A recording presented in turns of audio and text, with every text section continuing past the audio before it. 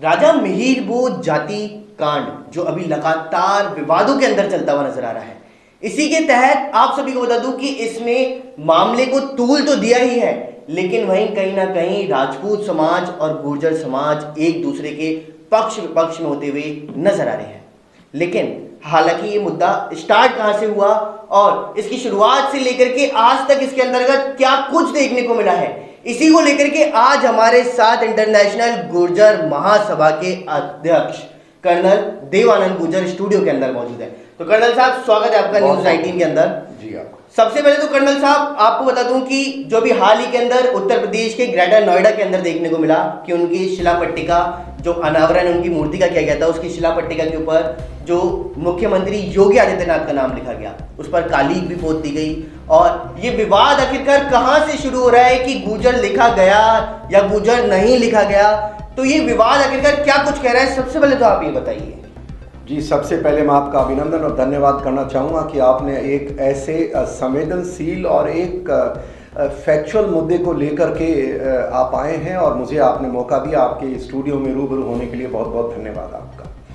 देखिए, सबसे पहले इस मुद्दे को मैं ऐसा मानता हूँ कि ये राजपूत थे कि गुर्जर थे, ये इतिहास के तथ्यों का मामला है, ना कि मेरे और किसी के कहने से होता है।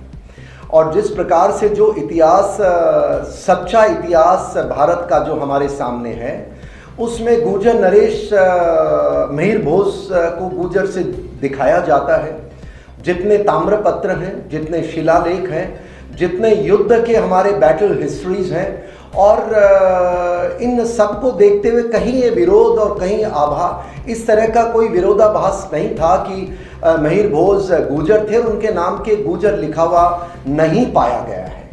तो फिर सडनली ऐसा क्या हुआ कि इस बार जो मूर्ति लगी, जिसकी आप नोएडा में जिक्र कर रहे हैं, जहां उत्तर प्रदेश के चीफ मिनिस्टर महोदय वहां उसका अनावरण करने आते हैं और इतना विवाद पकड़ गया। मैं सबसे पहले आपको बताना चाहूँगा, मैं जहाँ तक समझता हूँ पूरा ये एक राजनीतिक मामला है साहब। बिल्कुल। और राजनीतिकरण में अगर किसी मुद्दे का हो जाता है तो वो मैं अपने लिए और समाज और देश के लिए दुर्भाग्यपूर्ण मानता हूँ, क्योंकि जब राजनीतिकरण तभी होता है जब स्वार्थी लोग सच्चाई को छुपा करके दुष्प्रचार करने का अभियान चलाते हैं, वो राजनीतिकरण है। अब आज तक मुझे बड़ा दुख है, खेद है कि इस पूरे प्रकरण को लेकर के ना ही तो यूपी सरकार के कोई अधिकारी ने क्लियर किया है, ना ही भारत सरकार के किसी अधिकारी ने क्लियर किया है, ना ही उनके यूपी गवर्नमेंट के किसी आधिकारिक तौर पे आकर के किया कि ये मामला क्या था। अफवाहों का बाजार गर्म मानता हूं, और जितना मुझे मेरे समाज के नाते जो मुझे मिला है, खबर मिली है, उसमें ये होता है कि हमारे एक गुर्जर समुदाय के व्यक्ति द्वारा कॉलेज का संचालन किया जाता है, और जैसा आज तक मिहिर भोज के पीछे गुर्जर नरेश शब्द का प्रीफिक्स लगाया जाता था, वैसे ही लगा करके पट्टिका लगाई गई थी और अनावरण के लिए चीफ मिनिस्टर महोदय का नाम। पता नहीं किन कारणों से वो पहली रात को कुछ असामाजिक तत्व गुर्जर समाज मिहिर भोज के पहले होता, उसको मिटाने की खबर है। मैंने जैसे कहा कि किसी ने भी गवर्नमेंट के अधिकारी ने ये तथ्य नहीं दिया कि सच्चाई क्या थी, इंक्वायरी के बाद ही पता। बिल्कुल, अभी तक किसी का इसमें बयान सामने नहीं, कोई बयान सामने नहीं आया, बाकी ये अफवाहों का गर्म है। पर मैं इतना कह सकता हूँ कि यस, इसमें राजनीति हुई है, किसी ने उस गुर्जर शब्द को हटाया है, और अगले दिन जब इन्होंने अनावरण किया तब गुर्जर शब्द वापस वहां पाया गया था, ये तथ्य है।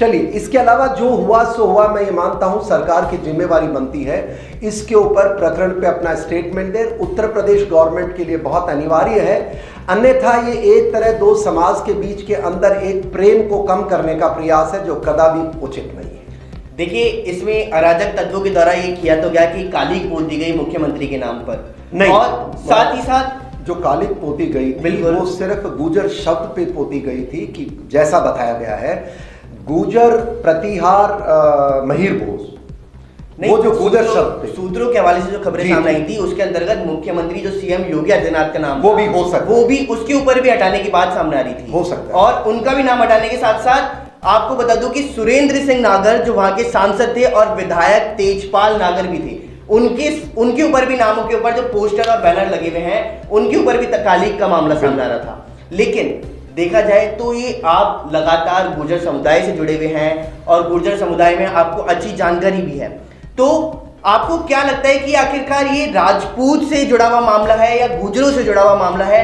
क्योंकि अभी तक कोई भी चीज सामने नहीं आ पाई है, क्योंकि जो अपन प्राचीन समय की बात करें तो उसमें गुजर माना जाता था, तो आखिरकार इसमें राजपूतों का इन्वॉल्वमेंट कहां से सामने आ रहा है? जी देखिए, जैसे मैंने कहा कि कोई भी एक विषय को आप राजनीतिक रंग दे देते हैं, उसके बाद उसकी सच्चाई छुप जाती है। बिल्कुल। और राजनेता तो चाहते यही है कि इसमें विडंबना बची रहे। अब क्योंकि ये विषय बड़ा पेचीदा है, भावना से जुड़ा हुआ है, और मैं एक दो चीज़ें आपको रखना चाहूँगा। देखिए, जैसा आप ही के चैनल पे एक बार मेरी पृथ्वीराज चौहान साहब को लेकर के यहाँ पर आपसे चर्चा हुई थी, और जिसमें मैंने क्लियर कहा था कि पृथ्वीराज चौहान आखिरी हिंदू नरेश गुर्जर थे, और इसके प्रमाण भी हमने उस समय दिए थे। देखिए, चर्चा शांत हो गई थी। और दूसरी बात देखिए कि ये जो शब्द हैं राजपूत और गुर्जर प्रतिहार एक बड़ा वंश था। गुर्जर राणके थे, गुर्जर सोलंकीस थे।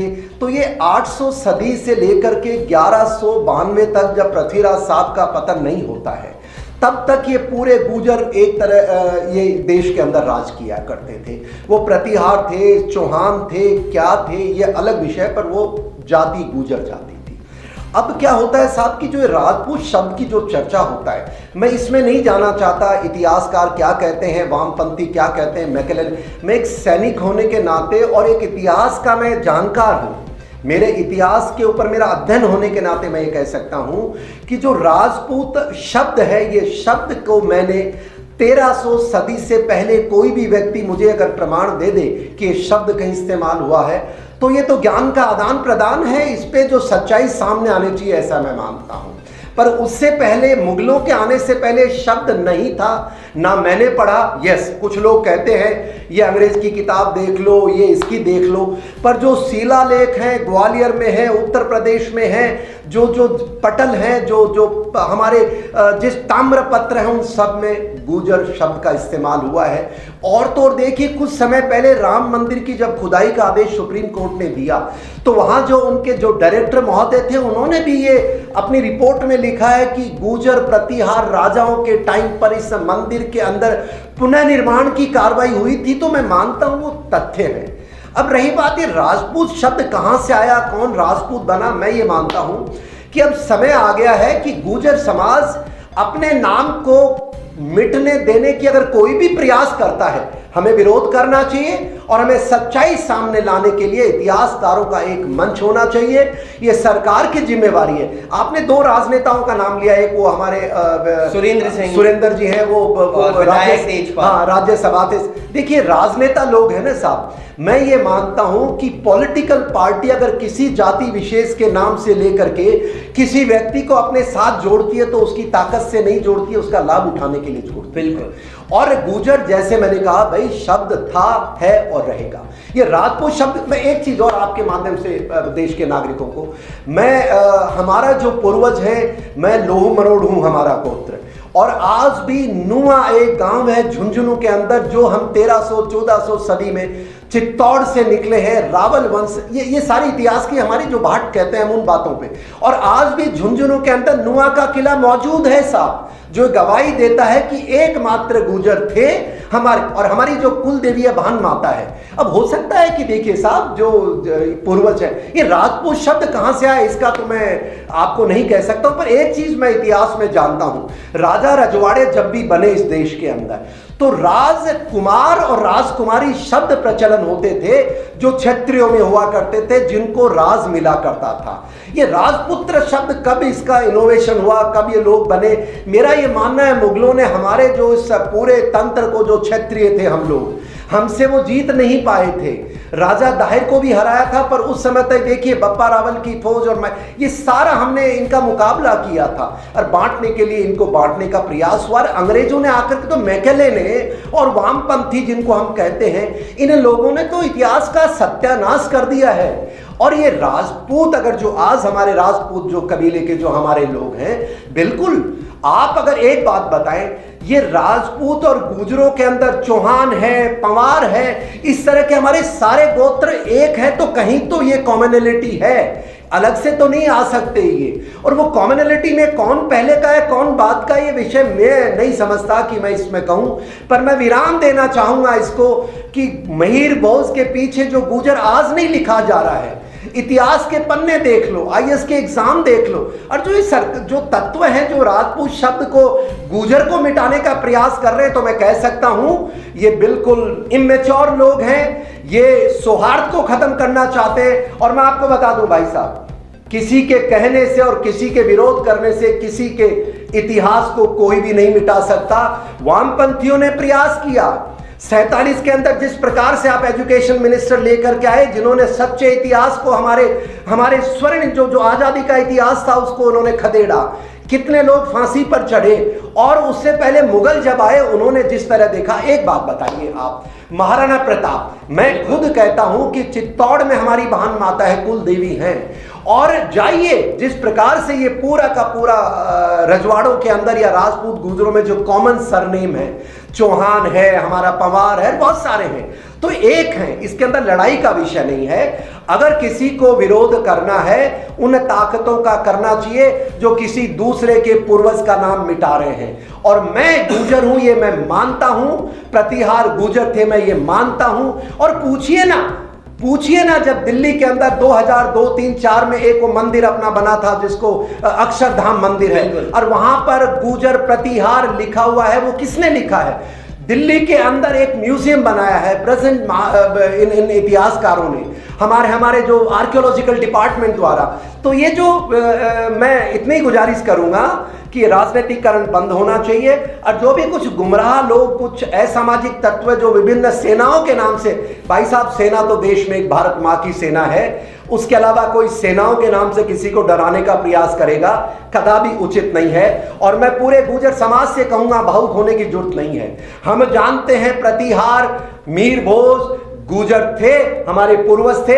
अगर कोई और व्यक्ति भी उनको अपना पूर्वज मानता है तो मैं तो सम्मान से कहूंगा कि धन्यवाद, आप हमारे भाई हैं, और उसके अंदर किसी को विरोध नहीं होना चाहिए। देखिए, आप विरोध की बात कर रहे हैं, तो देश का सबसे बड़ा जो मुद्दा है वह अगर देखा जाए तो हिंदू मुस्लिम मुद्दा, जो बहुत लंबे समय से चल रहा है, ठीक है। लेकिन अभी जब ये मुद्दा लगातार अभी बना हुआ है मिहिर भोज को लेकर के, तो आपको क्या लगता है कि ये भी मुद्दा उसी तरह उठता हुआ नजर आएगा कि एक तरफ गुर्जर और ये राजपूत समाज होते हुए नजर आएंगे जैसे हिंदू मुस्लिम होते थे?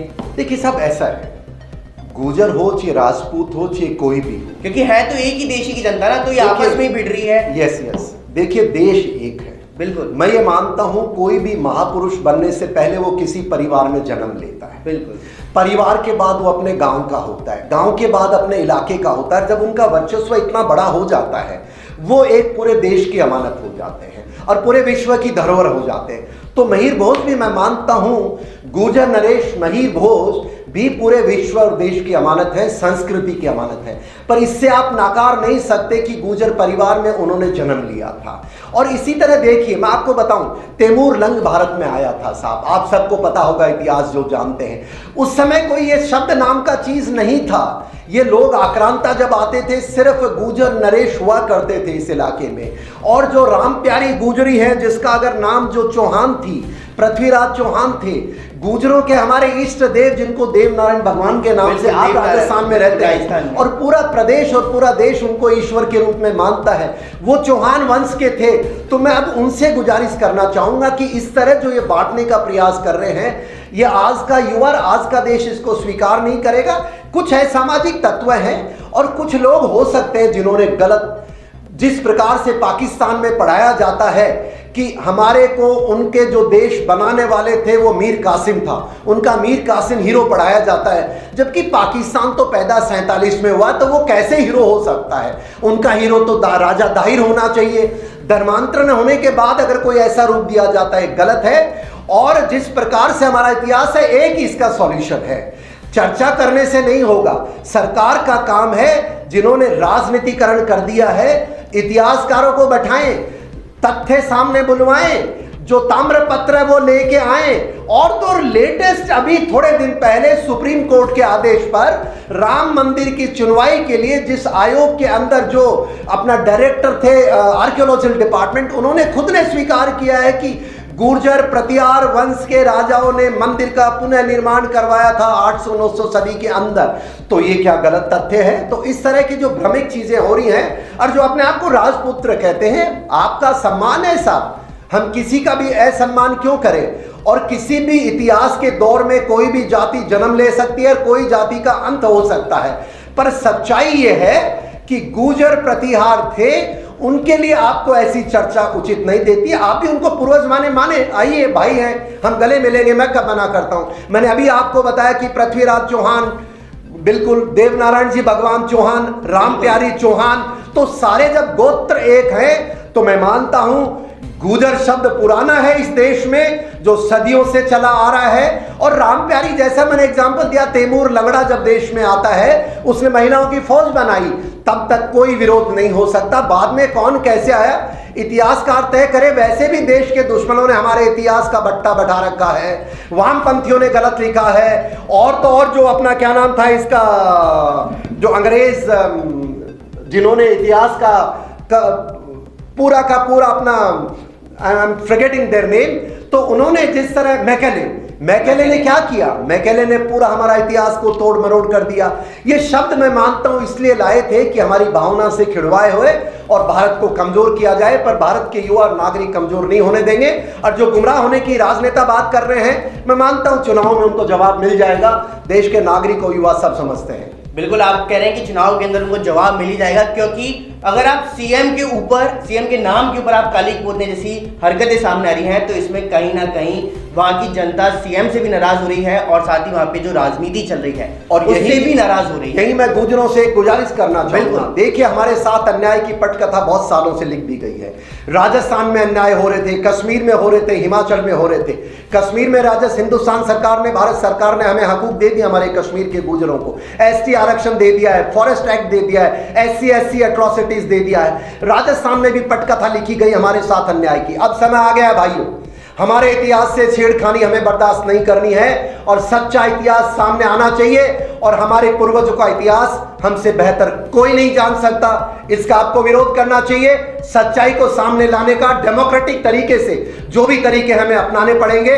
और जो गुमराह लोग जो हमारे पूर्वजों के साथ इस तरह की टिप्पणी करते हैं, आपको शोभा नहीं देती भाई साहब। ये डेमोक्रेसी है, ये देश बदल रहा है, भारत बदल रहा है, सरकारें बदल रही हैं। और जिन राजनेताओं को मेरी एक चेतावनी है कि कृपया करके इस तरह के भेदभाव करके समाज में ना करें, क्योंकि इस बार चुनाव में युवा जाग चुका है, युवा के हाथ में मोबाइल है, फैसला वो करने वाला है। और जो अगर हमारे इतिहास को कोई भी बदलने का प्रयास करेगा, इस देश का इतिहास, गुर्जर का छोड़ दो, गुर्जर तो बहुत देश का एक छोटा सा हिस्सा रहा है, उन इतिहास को सही करने का समय भी आ गया है। ऐसी मेरी आपके चैनल के मार्फत गुजारिश है।